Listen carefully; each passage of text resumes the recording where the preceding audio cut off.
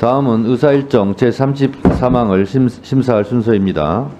오늘 오전 이성윤 위원님 외 6분 위원님의 찬성으로 동결의안을 국회법 제51조에 따른 우리 위원회 안으로 제안해 줄 것을 요청하는 동의가 국회법 제71조에 따라 제출되었다는 점 말씀드립니다. 그러면 의사일정 제34항 대통령 윤석열 탄핵심판 선고기일 신속 지정 촉구 결의안을 상정합니다.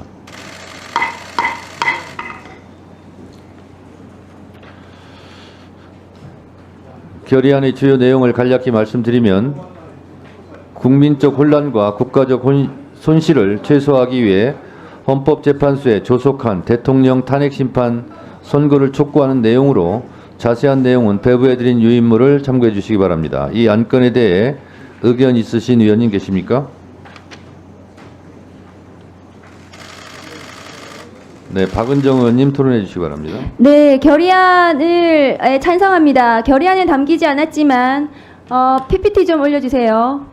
어제 언론 보도에 윤석열 피청구인 내란숙의 12월 7일 국회 그 대통령 담화 때 2차 계엄은 없을 것이다 라고 본인이 담화 때 말했는데도 불구하고 검찰 수사 보고서에는 이 피청구인의 담화가 거짓이다.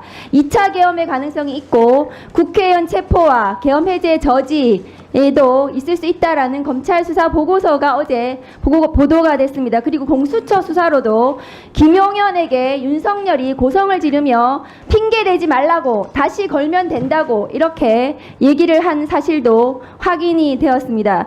윤석열이 복귀를 하면 2차, 3차 계엄은 100%입니다. 잔인하고 사리 분별 능력이 매우 부족하기 때문입니다.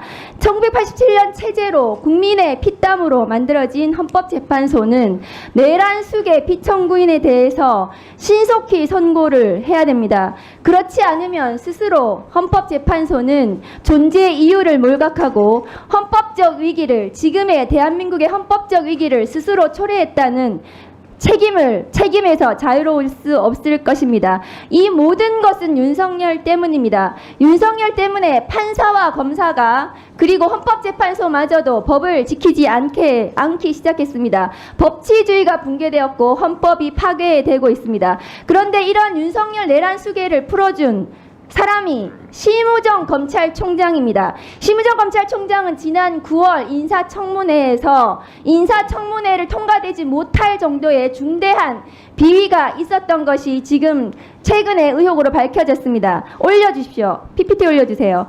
심우정 검찰총장의 딸이 국립외교원 연구원 채용 관련해서 최종 합격자가 되었습니다. 그런데 이 심우정 검찰총장의 딸은 다음 거 보내주세요. 해당 분야 석사학위 소지자여야 하고 2년 이상 교육 등등의 전공을 했어야 되는데도 불구하고 여기에 해당하지 않습니다. 심우정 검찰총장의 딸은 국제통상을 전공했습니다. 석사학위 소지자도 아니었습니다. 그런데 11명 중에 최고 점수를 받았습니다. 당시 국립외교원장은 박철희 서울대 교수고 이 심우정 검찰총장 딸의 대학원 교수입니다. 이 수업을 같이 들었습니다. 수업을 들은 것이 확인되었습니다. 지난 9월 인사청문회 당시 심우정 검찰총장에 대해서 제가 제기한 문제점이 지금 또 드러난 것입니다. 다음 거 보여주세요. 박철희 전 국립외교원장은 반일은 북한만 이롭게 하고 한국에 이롭지 않다는 칼럼을 쓰기도 했던 사람입니다. 이 심우정 검찰총장에 따라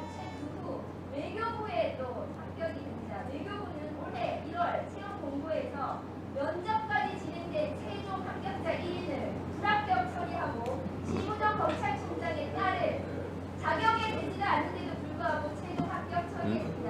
이 부분에 대해서 반드시 수사가 필요합니다.